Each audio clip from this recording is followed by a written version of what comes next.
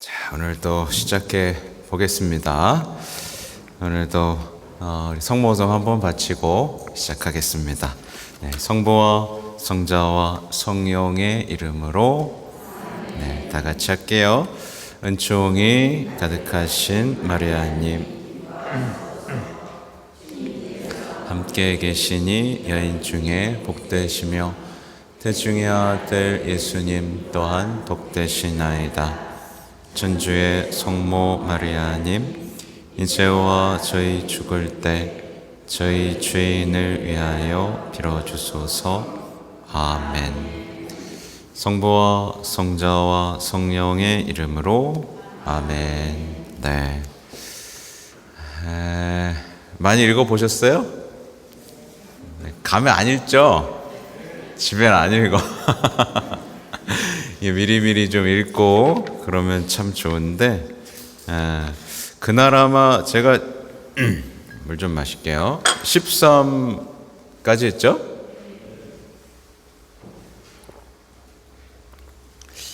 뭐 강의가 맨날 재밌지는 않을 겁니다. 하지만 오늘 또 한번 14절, 뭐라고 표현해야 되지? 14항이라고 표현할까요? 네, 그리스도 요청에서부터 한번 보기로 하죠. 네, 복습을 하자면 처음에 우리가 십자가 벗들을 향한 격려, 그리고 명칭의 의미, 의무, 두 편 이렇게 봤어요. 그리고 이제 오늘 봐야 될 것이 그리스도의 요청입니다.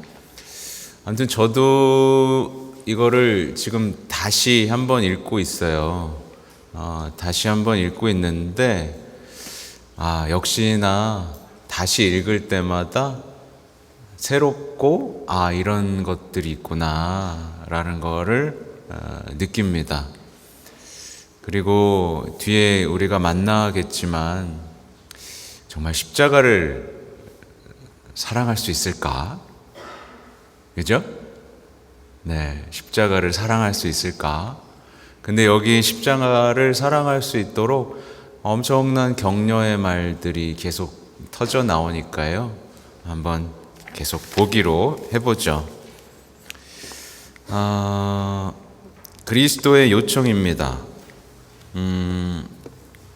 이건 거의 우리 모두에게 이렇게 말씀하신다라고 말씀을 하시면서 적어놓은 글이에요. 제가 한번 읽어보겠습니다. 보라, 거의 모든 사람들이 십자가의 길에 나 홀로 버려두는구나. 분별 없는 우상 숭배자들은 내 십자가를 어리석은 짓이라고 비웃고, 완고한 유다인들은 분노를 터뜨리며 이단자들은 십자가를 경멸하고 때려부수고 넘어뜨린다. 그러나 흐르는 눈물과 고통으로 마음이 꿰뚫리지 않고는 말할 수 없는 것이 내가 품에 안아 기르고 나의 학교에서 가르쳤던 사람들과 나의 정신으로 생명을 불어 넣어준 내 지체들마저도 나를 버리고 업신여겼으며 내 십자가의 원수가 되었다는 것이다. 너희들도 나를 버리고 거역하는 세속의 자녀들처럼 십자가에서 도망치겠느냐? 세상의 쾌락을 쫓는 사람은 그 점에 있어서 모두 가짜 그리스도인인데도 말이다. 그리고 이 세상을 본받기를 원하고 재물을 추구하기 위해 내 십자가의 가난을 경멸하겠느냐? 너희는 쾌락을 찾아 십자가의 고통을 피하고 명성을 얻고자 십자가의 굴욕을 미워할 것인가? 나에게는 겉으로는 친구처럼 나를 사랑한다고 말하면서도 십자가를 사랑하지 않기에 사실은 나를 미워하는 사람들이 많다.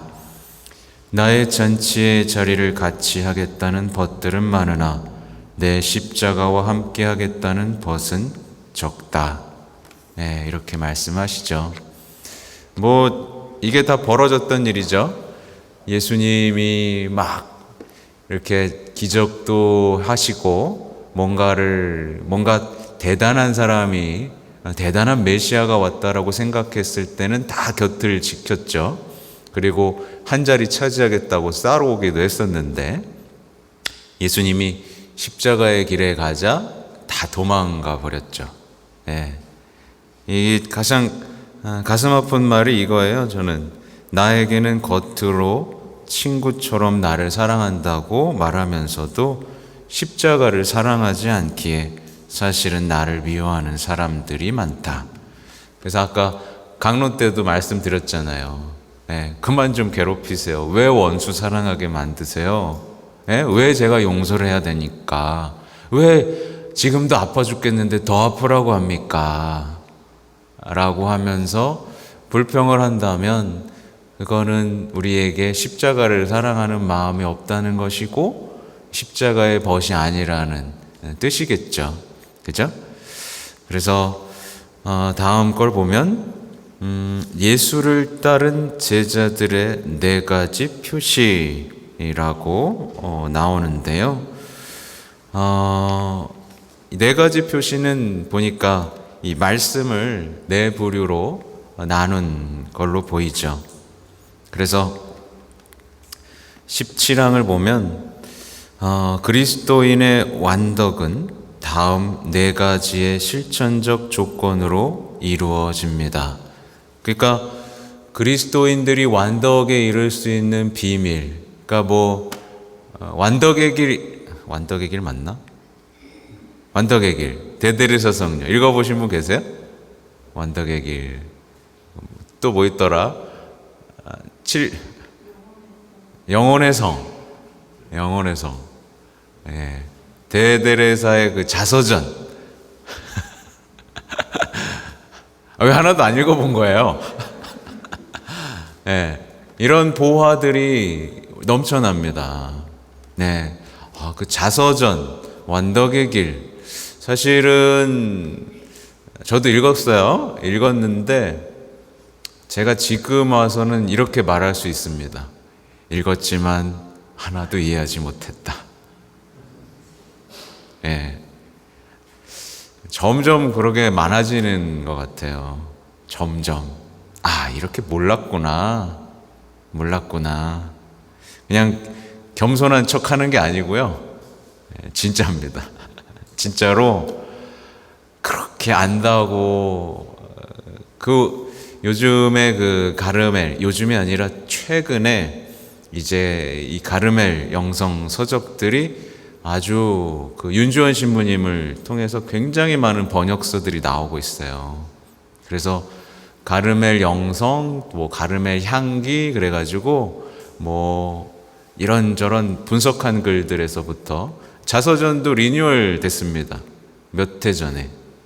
옛날에 불긋불긋한 책에서 갈색빛으로 좀 용어들이 변했죠.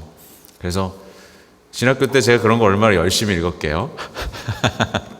열심히 읽으면서 마치 가르멜 영성은 말이야 이렇게 한마디로 이렇게 말할 수 있지. 그런 똑똑한 척을 했던 지금 너무 부끄럽습니다. 네, 그걸 내가 살아내고 정말 내가 어떤 열매를 맺었어야 그 말을 할 수 있는 건데, 그러니까 지금 세상은 보면요 그렇지 않아요? 설명하는 사람은 많은데 열매 맺은 사람은 적죠. 그죠? 그걸 보면서 우리가 여기 33일 반의 봉헌기도에서도 나오는 것처럼 특히나 이 시대는 지성주의, 내가 배운 것으로 내가 알고 있다라는 착각, 거기에서 벗어나는 거, 단순하고 순수한 마음으로 하나님을 사랑하고 십자가를 사랑하고 성모님을 사랑하는 것으로 우리가 변화될 수 있다라는 것, 여기에 대해서 많은 생각을 해야 되는데 이 얘기도 똑같은 겁니다. 아주 지금 네 가지, 첫째, 둘째, 셋째, 넷째도 똑같이 하느님의 말씀을 기초로 해서 네 가지를 통해서 완덕에 이르는 모습을 보여주죠. 그래서 첫째는 성인이 되고자 하는 굳은 원의를 가진다. 그러니까 열망이에요. 다 성인 되고 싶다 그랬죠? 네. 안 그러면 여기 있을 필요가 없습니다. 괜히 머리만 커지고. 성인이 되고자 하는 굳은 원의를 가짐. 나를 따르려는 사람은 누구든지 성인이 되려는 열망을 가져야 되고요. 둘째는 자신을 비우고 자기를 끊어버림. 그러니까 자기를 버리고예요. 언제나 이 시대의 가장 큰 걸림돌은 자애심입니다. 자기 사랑이에요. 이게 얼마나 무서운지, 순식간에 이만큼 노력했다가도, 그죠? 여러분들 자주 느끼죠? 막 열심히 해서, 나 좀 괜찮은 것 같아 라고 하다가 순식간에 어떤 상황이 왔을 때 뚝 떨어지는 내 자신을 보죠. 내가 왜 나만 사랑하고 참 난 사랑이 없구나 라는 사람으로 뚝 떨어지는 경우가 있잖아요. 그죠? 네, 그 걸림돌이 대부분 자기에 대한 사랑입니다. 네, 자기를 왜 버리지 못할까? 그리고 고난 중에 제 십자가를 짐. 이건 뭐 계속 지금 반복해서 말씀드리는 거죠. 그리고 실천적으로 그리스도를 따라야 한다. 근데 이제 제가 전 시간에 말씀을 드렸는지 모르겠어요. 근데 이제 몽포로의 루도비코 성인은 다른 부분에서 또 네 가지를 말하기도 했습니다. 1, 2, 3, 4로 표현하면 열망, 기도, 십자가, 성모님 이렇게 열망, 기도, 십자가, 성모님. 이게 완덕에 이를 수 있는 어떤 길이라고 봤어요. 아무튼 이제 18항을 보면 이제 여기에 대한 설명들이 나오고 있는데요.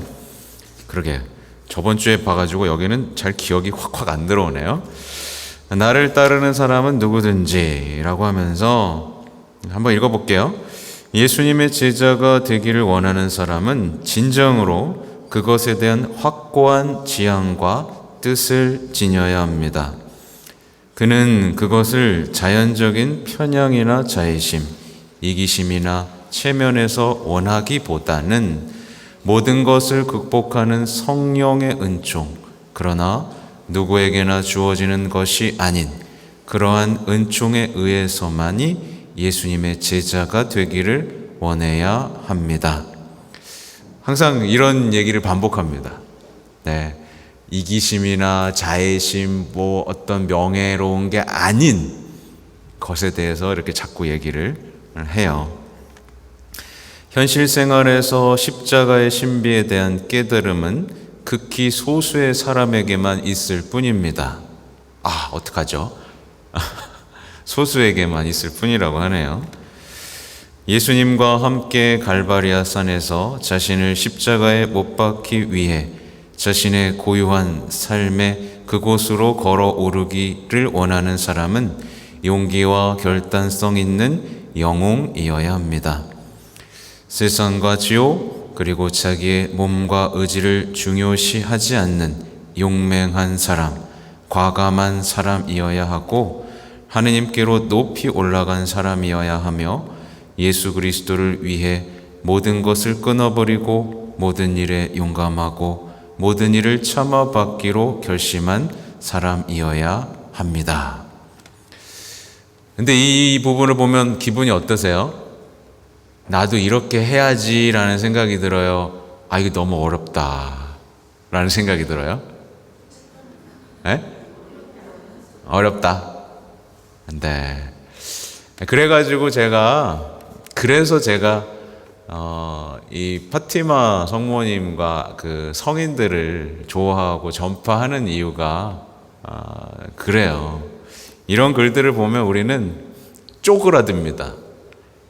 특히 대대레사 성녀 글을 보면 쪼그라들어요.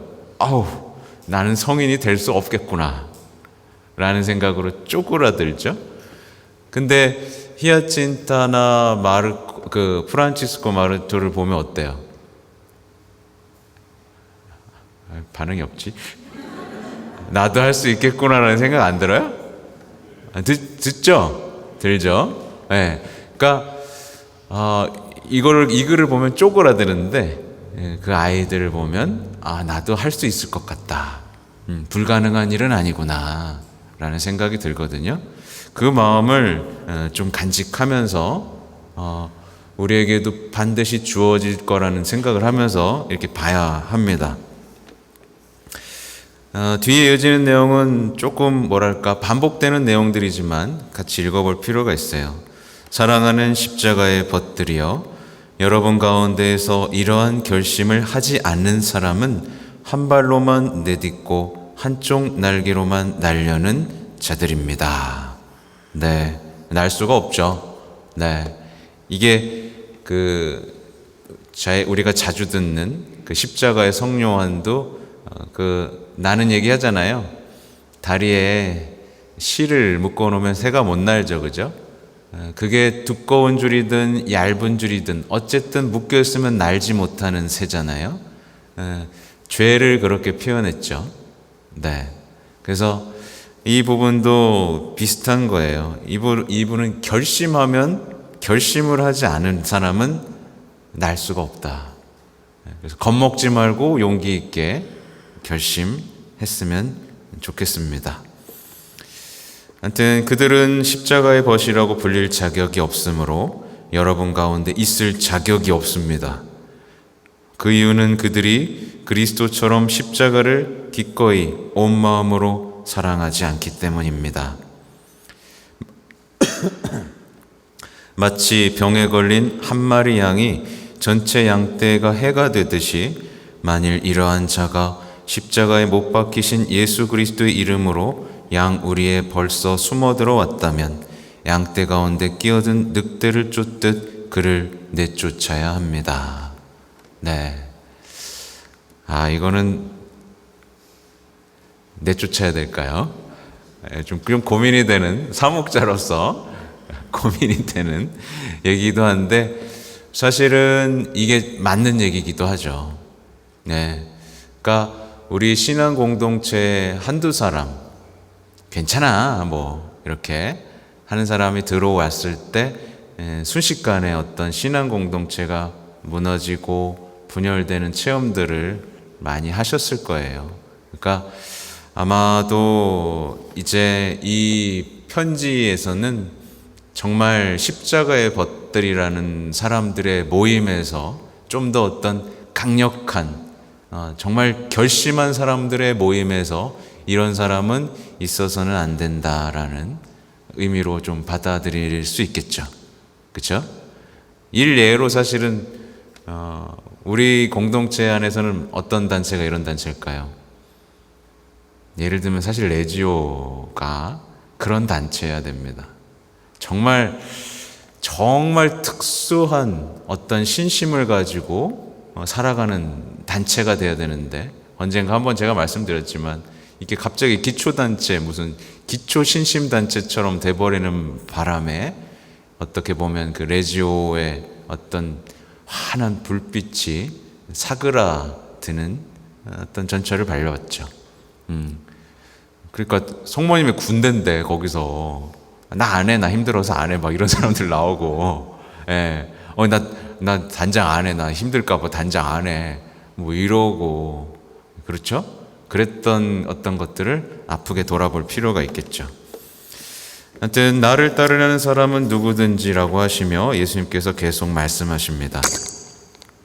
나는 자신을 사람이라기보다는 차라리 구더기에 비유했을 만큼 낮추고 버렸다.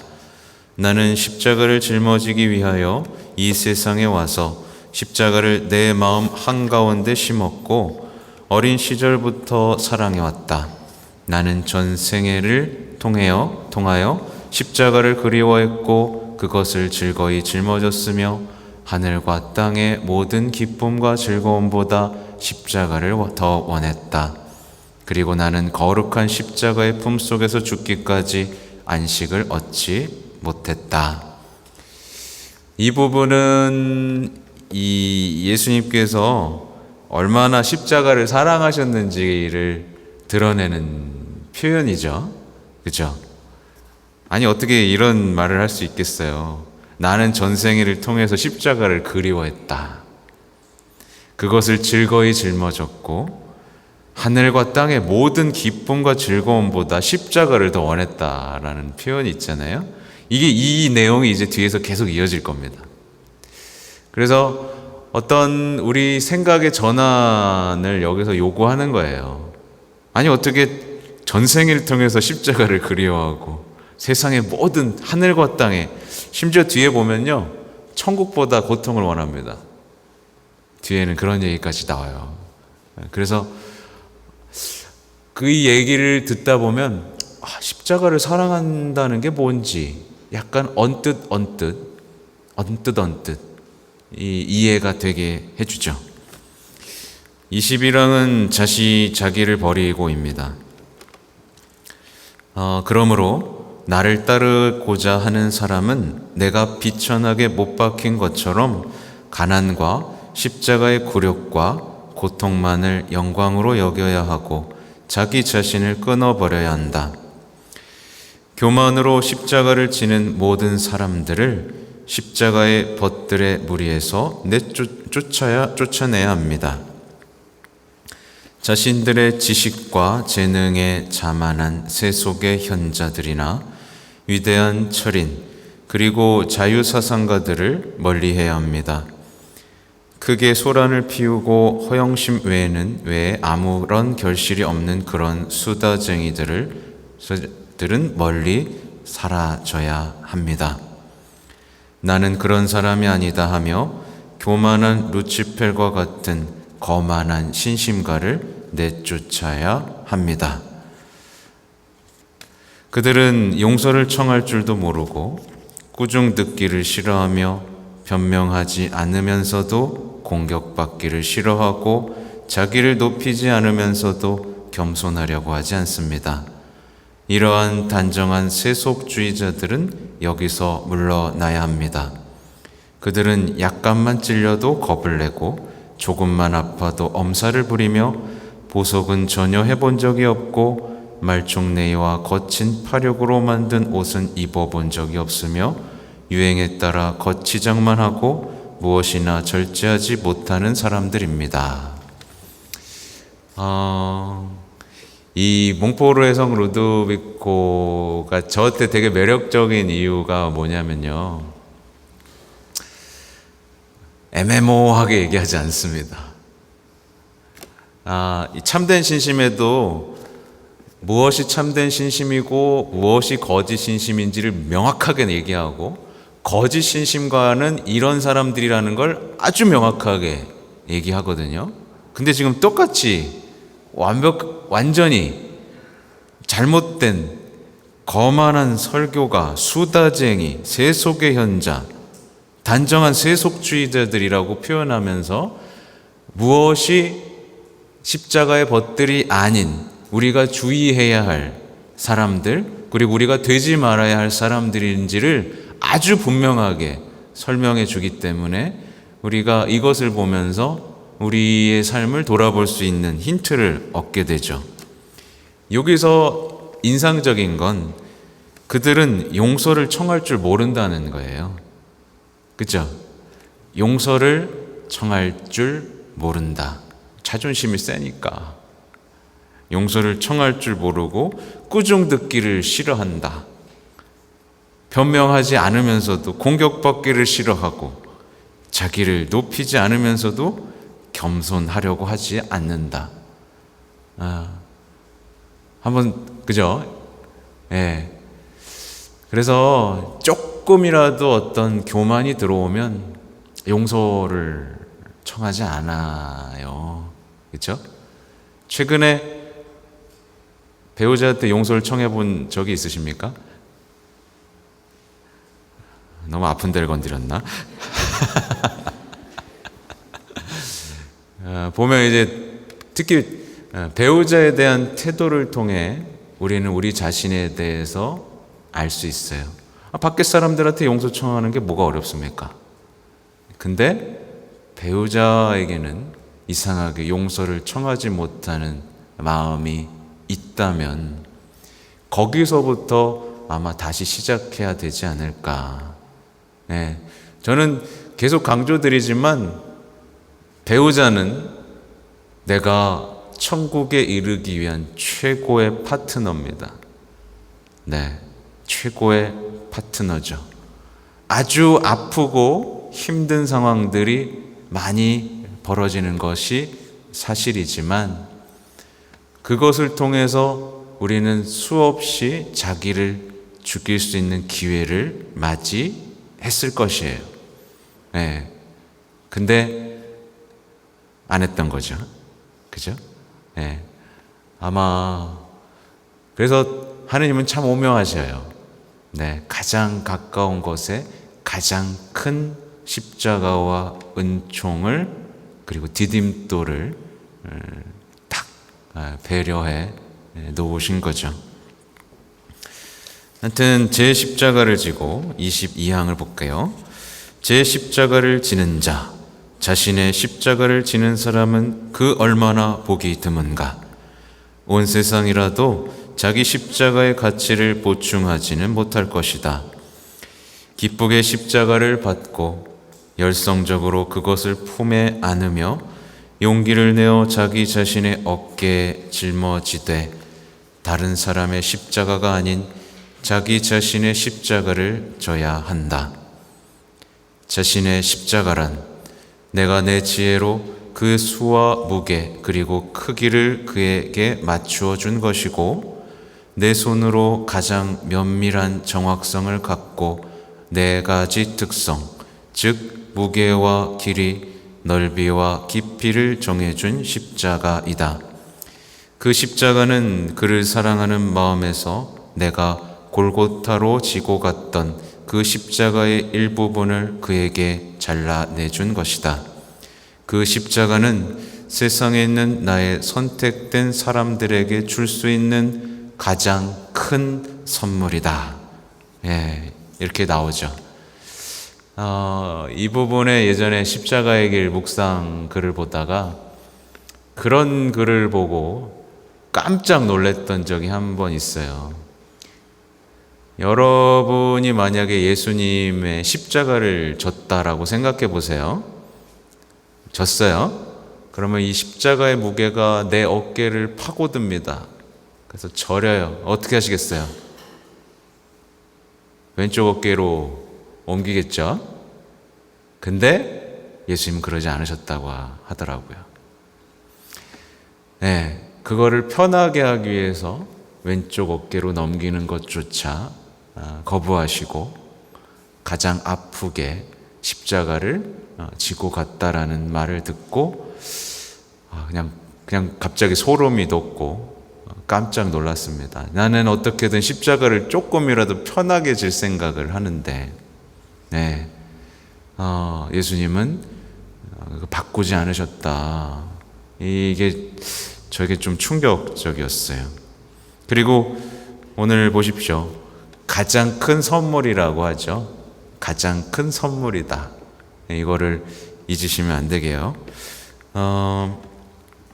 이제 십자가의 어떤 것들의 특성에 대한 얘기가 나오는데, 예, 이걸 들으면 굉장히 도망가고 싶은 얘기들이 펼쳐지는데, 십자가의 무게란 내 섭리로 죽을 때까지 그가 매일 겪어야 하는 물질적인 손해, 굴욕, 고통, 질병, 그리고 정신적인 고통 등이다.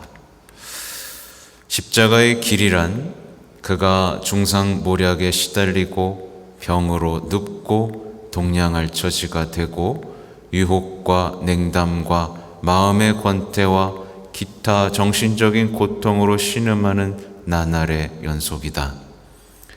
십자가의 넓이는 친구들이나 가족 그리고 친척들로부터 받는 모든 냉대와 괴로움이다. 십자가의 깊이는 괴로움 중에 있다. 물론 모든 피조물이 나의 명령에 따라 그에게서 등을 돌리고 그에게 고통을 더하기 위해 나와 힘을 합칠 것이다. 못 들은 걸로 하고 싶죠? 못 들은 걸로 할게요, 이거. 이러고 싶은 내용들입니다. 솔직히 말하면. 네. 그러나 앞에 있죠. 가장 큰 선물이다. 근데 아셔야 될 게 있어요. 이따가 뒤에 보겠지만 그러니까 205쪽 한번 보시겠어요? 205쪽을 보면 십자가를 어떻게 져야 할 것인가에 대한 얘기가 나오는데 제1규범이 뭐예요? 같이 읽어볼까요? 어떠한? 그렇죠. 예, 기억해야 돼요. 예. 고의로 만드는 게 아닙니다. 선물로 주어지는 거예요. 그러니까 사실은 십자가의 벗들은 정말 영적으로 대단히 바로 서 있어야 되고 식별력도 있어야 됩니다. 이것이 나의 십자가인가? 때때로는 손해봐야 될 때도 있지만 때때로는 예수님 어떻게 하셨어요? 채찍 드신 적도 있고, 그죠? 그러니까 우리에게 주어지는 모든 상황들에 대해서 완전히 무슨 바보 천치처럼 지내는 게 아니라 어느 정도 인간관계 속에서 할 수 있는 것들은 그 식별이 어려운 거죠. 근데 이 식별이 어려운 이유는 사실은 제가 지금 딱 드는 생각은 결심을 안 했기 때문에 어렵습니다. 예. 십자가의 벗이 되고자 하는 결심을 하게 되면 거기에 필요한 은총을 주시는데 십자가의 벗이 되기 위한 결심을 한 게 아니라 십자가를 살살 피해갈 결심을 했기 때문에 이게 피해야 될 건지 마셔야 될 건지에 대한 식별 기준이 없어지는 거예요. 뭔지 아시겠죠? 예수님은요, 우리가 결심하고 나아가면 필요한 걸 다 준다, 안 준다? 준다예요. 그래서 나는 그런 식별력이 없는데 라고 하시는 분들은 결심을 해본 적이 없다 라고 생각하시면 됩니다. 그 예가 보세요. 그 어린아이들도 성모님 말씀대로 하기로 하니까 식별하게 되잖아요. 그렇죠? 어떤 그 신뢰, 어떤 겸손 속에서는, 그 결심 속에서는 식별할 수 있게 됩니다. 그리고 모든 또 영적 과정에서는 지혜로운 영적 지도자와의 관계도 항상 강조되고 있는 것이 사실이고요. 그러니까 우리가 식별할 수 있는 길은 언제나 열려 있다. 식별할 수 있는 능력을 주시기도 하고 식별할 도움을 받을 수 있는 사람도 주신다. 근데 결심하지 않은 채 식별할 지도자를 찾으면 지도자는 머리가 아프다. 이해가 되시죠? 이 역동이. 네. 힘들어 죽겠어요. 어떻게 해야 돼요? 그럼 내가 뭘 어떻게 식별해? 그죠? 그러다 점집 가는 겁니다. 네, 식별할 수가 없으니까. 어떤 용기와 결단을 가지면 식별할 수 있다. 자, 24망을 보도록 하죠. 우리는 십자가를 져야 합니다. 십자가를 억지로 질질 끌고 가거나 떨쳐버리지 말며 잘라내거나 던져버리지도 숨기지도 말아야 합니다.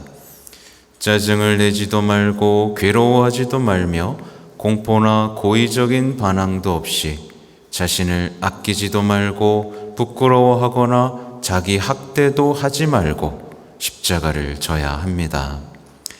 우리는 십자가를 앞으로 당겨 둘러매야 합니다. 바오로 사도처럼 나에게는 우리 주 예수 그리스도의 십자가밖에는 아무것도 자랑할 것이 없습니다 라고 말하면서 십자가를 져야 합니다. 뒤에 내어지는 내용이 정말 전 힘이 납니다. 예수님처럼 십자가를 지고 그것을 정복자의 무기와 왕의 지팡이로 삼아야 합니다. 사랑으로 십자가를 마음속에 지녀 그것이 밤낮으로 다할 줄 모르는 순수한 하느님의 사랑으로 불타는 덤불이 되게 해야 합니다. 그죠? 예수님은 십자가로 승리하셨잖아요. 그러니까 우리가 십자가를 피할 때마다 어떻게 되겠어요? 네. 그래서 우리가 듣기에 이 말이 우리를 괴롭히는 것 같고 우리의 인상을 짓누를 것 같고 약간 두렵고 힘들 거라고 하지만 그런 두려움마저 봉헌하고 저 보는 겁니다. 그죠? 이런 사람이 없었던 거예요. 그래, 한번 저 보자. 이런 사람이 없었기 때문에 여러분들이 용기를 내지 못했던 겁니다. 네. 그죠? 그러니 우리는 십자가의 벗이 되어야겠죠? 네. 점점 작아지고 있습니다. 이 부분은 제가 막 줄을 쳐놨어요. 24항은. 우리는 십자가를 져야 합니다.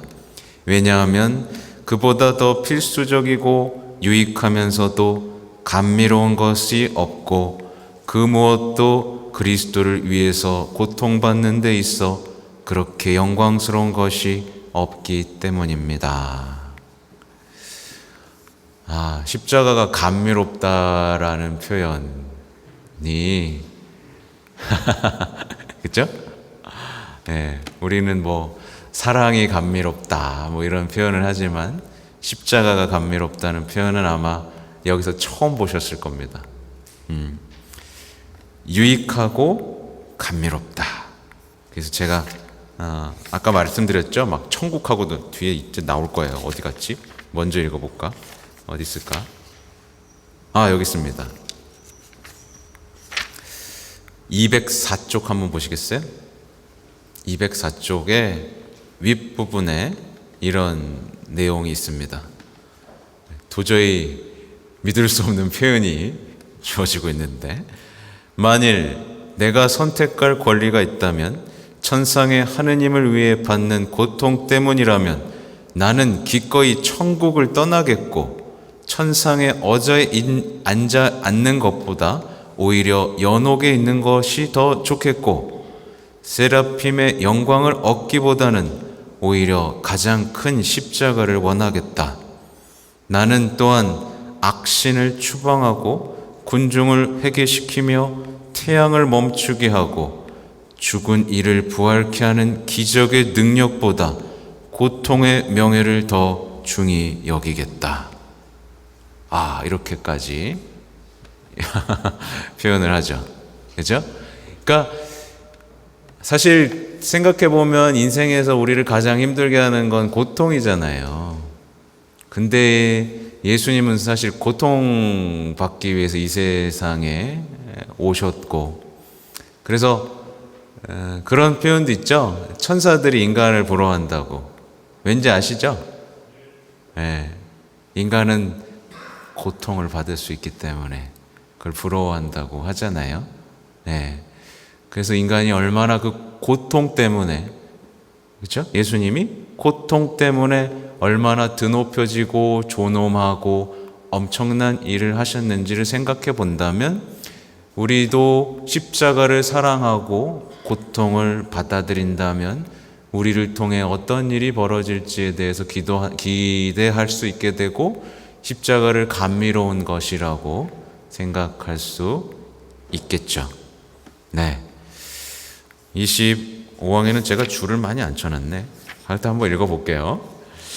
아버지의 나라입니다. 사랑하는 십자가의 벗들이여, 여러분은 하느님의 벗이라고 생각하거나 적어도 하느님의 벗이 되기를 원한다고 자랑하지는 않습니까? 그러면 하느님의 벗이 되기 위해서는 반드시 마셔야 하는 잔을 마시겠다고 결심하십시오. 야곱의 사랑하는 아들 베냐민은 다른 모든 형제들이 곡식을 얻었을 때 그는 잔을 받았습니다. 구세주 그리스도의 마음을 차지한 예수님의 사랑하는 제자 요한 사도는 예수님과 함께 갈바리아 산으로 올랐고 그분의 잔을 마셨습니다. 하느님의 영광을 바라는 것은 좋은 일이지만 모든 것을 참아 받겠다는 각오 없이는 그 희망은 어리석고 무의미한 것입니다. 여러분은 하느님 나라에 들어가기 위해 필요하고 피할 수 없는 어려움과 십자가를 통해야 합니다. 하느님의 자녀인 것을 영광으로 여기고 있는데 그것은 당연한 일입니다.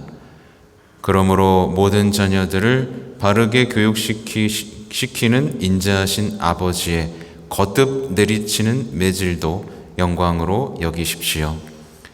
아버지께서는 당신의 모든 자녀들에게 매를 드시니까요. 만약 여러분이 하느님의 사랑스러운 자녀가 아니라면 놀랍게도 아우구스티노 성인의 말씀처럼 하느님께 버림받은 사람들 축에 끼게 됩니다. 성인이 말한 바와 같이 이 세상에서 나그네와 이방인처럼 탄식하지 않는 사람은 저 세상에서 하늘나라의 시민으로 축복받지 못할 것입니다. 만일 하느님께서 때때로 여러분에게 좋은 십자가를 보내지 않으신다면 그것은 하느님께서 더 이상 여러분을 돌보시지 않는다는 표시입니다. 무서워라. 그죠? 네, 무섭지 않으세요? 네, 가끔 그런 분들 있어요. 자꾸 도망 다녀가지고요. 네, 가망이 없어 보일 때가 있습니다. 진짜 버림받은 거죠. 자꾸 사랑해 주시고 기회를 주시는데 자꾸 도망만 가고 자기 뜻대로만 하면서 어떻게 보면 십자가 없으니까 신났겠죠. 이제 인생 편하구나. 근데 실체는 뭐예요? 버림받은 겁니다. 버림받은 거예요. 끔찍하죠. 그러면 주인의 집에 있으면서도 그의 보호를 받지 못하는 떠돌이나 아버지의 유산을 상속받지 못하고 돌보심과 가르침을 받을 자격이 없는 의붓자식으로 밖에는 보지 않으시는 것입니다. 26항도 이게 오늘은 뛰어넘기가 되게 어렵네요. 한 글자 한 글자. 그러니까 이 십자가를 펜으로 심장의 피로 썼으니 우리가 뛰어넘을 수 있는 글들이 아니겠죠. 십자가에 못 박힌 그리스도의 제자들인 십자가의 벗들이여, 십자가의 신비는 이방인들에게는 알려져 있지 않고 유다인에게는 배척당하며 이단자와 비신자들에게는 경멸당합니다. 그러나 그것은 여러분이 그리스도의 전당에서 실제로 배워야 하고 습득해야 하는 위대한 신비입니다. 여러분이 그 신비를 학교에서 가르쳤다는 철학자를 찾거나 감각기능이나 이성의 빛에 물어보아도 헛될 것입니다. 이 신비는 예수 그리스도만이 당신 승리의 은총으로 가르칠 수 있습니다. 그토록 위대한 스승 밑에서 뛰어난 지식에 정통해지고 다른 모든 지식도 얻게 될 것입니다. 왜냐하면 그 지식이 가장 높은 차원에서 다른 모든 지식을 포함시키기 때문입니다. 그래서 계속 읽겠지만 이 십자가를 사랑하면요, 뒤에 나와요. 대학 교수보다 더 현명한 사람이 된다. 그러니까 십자가에 모든 지혜가 숨겨져 있는 거예요. 그러니까 이 그리스도인들이, 요즘 신앙인들이, 그러니까 자녀들이 볼 때 부모님이 지혜로워 보여야 되잖아요. 근데 어때요? 자기보다 어리석어 보이죠. 요즘 자녀들은 그렇게 생각하죠. 그렇게 생각합니다. 왜냐하면 그게 사실이에요. 세상 기준으로 봤을 때는. 왜냐하면 우리가 어른들이 배운 지식은 점점 구식이 되어 가고요. 자녀들이 배운 지식은 그들은 이제 정보의 바다에서 누빌 수도 있고 더 많은 지식들을 계속 깨우치니까요. 그러니까 이러는 거죠. 야, 엄마 그것도 몰라? 이렇게 되는 거죠. 그래서 만약에 이런 상태에 있다면 우리는 뭐예요? 십자가의 원수로 살기 때문에 이런 역전 현상이 일어나는 거죠. 근데 만약에 여러분이 십자가의 벗이 된다면 자녀들은 힘들고 어려울 때마다 엄마, 아빠를 찾을 겁니다. 왜냐하면 엄마, 아빠에게는 뛰어넘을 수 없는 지혜가 있기 때문이죠. 네. 왜 지금 그리스도인들의 가정에서 부모님을 존경하고 부모님의 가르침을 따르는 이들이 적어졌느냐를 되짚어 본다면 십자가에 대한 사랑이 사라졌기 때문에 신앙에서 어리석어졌고 세상에서는 뒤처져졌고, 그죠? 그렇게 됐기 때문에 존경받지 못하는 사람이 돼버린 것입니다. 그러나 늦지 않았다. 여러분이 십자가를 사랑한다면 십자가의 지혜가 뭐 이렇게 되려고 한 건 아니지만, 그죠? 자연스럽게 어떤 그 가정의 질서와 지혜, 사랑 이런 것들을 되찾게 해주는 힘이 될 수 있다라는 것을 말씀을 드립니다. 어디까지 읽었지? 이 위대한 지식은인가요? 이 위대한 지식은 우리의 자연적 및 초자연적 철학이고 신성하고 신비로운 신학이며 거친 금속을 인내로서 귀금속으로 변화시키고 뼈아픈 고통을 환희로, 가난을 부귀로, 그리고 심한 모욕을 영광으로 변화시키는 화금석입니다. 여러분 중에 제 십자가를 충실히 짊어지는 자는 그가 기억, 니은도 모른다 하더라도 모든 사람들 가운데 가장 유식한 자일 것입니다. 다시 반복하지만 많은 사람들이 이 히아친타나 보고 싶어 했잖아요. 물어봤잖아요, 자꾸. 그러니까 하느님에 대해서 알면 정말 모든 것을 아는 것이고, 기억, 니은을 모른다 하더라도 모든 사람들 중에 가장 유식한 자가 됩니다. 천사들도 알지 못하는 신비를 깊은 탈원 상태에서 깨달은 바오로 사도의 말을 들어봅시다. 그는 십자가에 달리신 예수 그리스도 외에는 아무것도 알지 못하고 알려고도 하지 않았습니다. 저도 반성하게 됩니다. 무슨 지식에 대한 욕심이 이렇게 많은지. 십자가만 알아도 되는데 자꾸 쓰레기를 머릿속에 넣고 있습니다.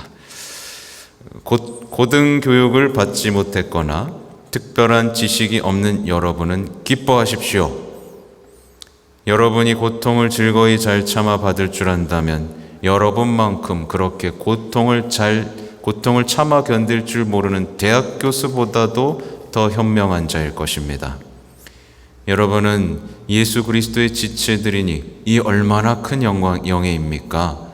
그렇다면 여러분은 어떠한 고통을 당해야겠습니까? 머리가 가시관을 썼는데 지체들은 장미화관을 써야겠습니까? 머리는 십자가의 길에서 조소를 당하고 진흙투성이가 되셨는데 지체들은 왕좌에서 향수를 잔뜩 뿌리고 둘러싸여 있어야 하겠습니까? 머리는 편하게 쉴 베개도 가지지 못했는데 지체들은 부드러운 깃털과 솜털 방석 위에 들어 누워 있어야 하겠습니까? 아닙니다. 사랑하는 십자가의 동행자들이여, 잘못 생각하지 마십시오.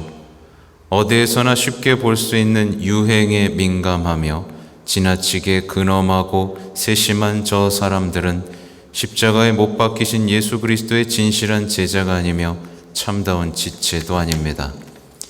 만일 여러분이 그렇게 행동한다면 가시관을 쓴 머리와 복음의 진리에 부당한 행동을 하는 것입니다. 오 주님, 신자들이 그리스도의 지체라고 말하면서도 한편으로는 그분의 무자비한 박해자라면 이 얼마나 어처구니 없는 일이겠습니까? 그들은 손으로는 십자 성호를 긋지만 마음속으로는 십자가의 원수입니다. 만일 여러분이 가시관을 쓴 머리이신 그리스도와 같은 정신에서 생활을 한다면 가시와 채찍질, 못 한마디로 말해서 십자가 밖에는 기대하지 말아야 합니다. 그리고 하늘이 시에나의 카타리나 성녀에게처럼 가시관과 장미화관을 내놓으면 주저하지 말고 성녀처럼 가시관을 선택하고 그리스도를 닮기 위해 그것을 머리에 써야 할 것입니다. 이렇게 말을 하고 있네요. 또 남았네요. 그죠? 벌써 50분 했어요. 지루하셨나요? 아니죠? 네. 오늘은 그래도 가만 읽어봤는데, 저도 강의하면서 내적으로 조금 울림이 있었어요. 말하자면, 그래도 이걸 읽다 보면, 어느 순간 우리에게 십자가가 다가올 때, 정말 모멸감과 참을 수 없는 고통이 다가올 때, 그걸 감미로운 선물로 느끼고 받아들일 수 있겠구나. 그렇게 하다 보면요, 아까 처음 말씀드린 것처럼 신앙은요, 그런 얘기 있잖아요. 막 무조건 고통 속으로 나아가는 게 아니잖아요. 그렇죠? 고통 속으로 나아가지만 그것을 넘어선 충만한 위로와 희망으로 힘차게 기쁨을 가지고, 그죠? 지혜롭게 살아가는 완덕의 모습을 가지고 있습니다. 그래서 죽상으로 십자가를 지는 게 아니고, 십자가를 사랑하면서도 처음엔 힘들겠죠. 그러나 많은 시행착오를 거치면서 조금씩 이거구나. 예수님이 그래서 우리에게 이 길을 보여주셨고 이렇게 따르라고 했구나. 이게 신앙이구나. 왜 난 몰랐지? 이게 진짜 신앙인데 왜 그동안 나는 왜 계속 십자가를 없애달라고만 했을까? 왜 십자가를 줄여달라고만 했을까? 그러면서 왜 온갖 것들을, 은사를, 능력을 청했을까? 이런 생각을 하시게 될 겁니다. 그렇죠? 아무튼 이 다음 부분은 이제 완덕으로 나아가는 길, 모든 의인은 고통을 당합니다. 우리는 십자가를 피할 수 없습니다. 십자가의 기쁨, 십자가 하나님의 큰 선물입니다. 십자가를 어떻게 져야 할 것인가 해서 이 규범이 굉장히 많습니다. 1, 2, 3, 10일까지 있나? 10일까지 있나? 네, 대단히 많죠. 이거를 다음 주도 해야 되나? 아니면 참된 신심을 넘어가야 되나? 이왕 읽었으니까 끝까지 하는 걸로, 우리에겐 시간이 많으니까 끝까지 하면서 이 충만함을 가지고 참된 신심을 보면 저도 확신이 듭니다. 이걸 보고 참된 신심을 보면 다른 또 하나의 깨달음, 다른 또 아름다운 신심, 더 받아들이기 쉬운 우리의 마음이 이렇게 좋은 땅이 되어 있지 않을까라는 생각을 해봅니다. 왜냐하면 첫째가 세속정신 끊기잖아요. 십자가 사랑했으면 세속정신 끊어진 겁니다. 그러면 자기 자신 아는 거고, 성모님 알고, 예수님 사랑하고 쫙쫙쫙쫙 나가게 된다는 거. 네, 왜 웃지? 아무튼 오늘 마치겠습니다. 영광송 바치고 마치겠습니다. 자, 성부와 성자와 성령의 이름으로. 영광이 성부와 성자와 성령께. 성부와 성자와 성령의 이름으로. 아멘. 네, 감사합니다. 네.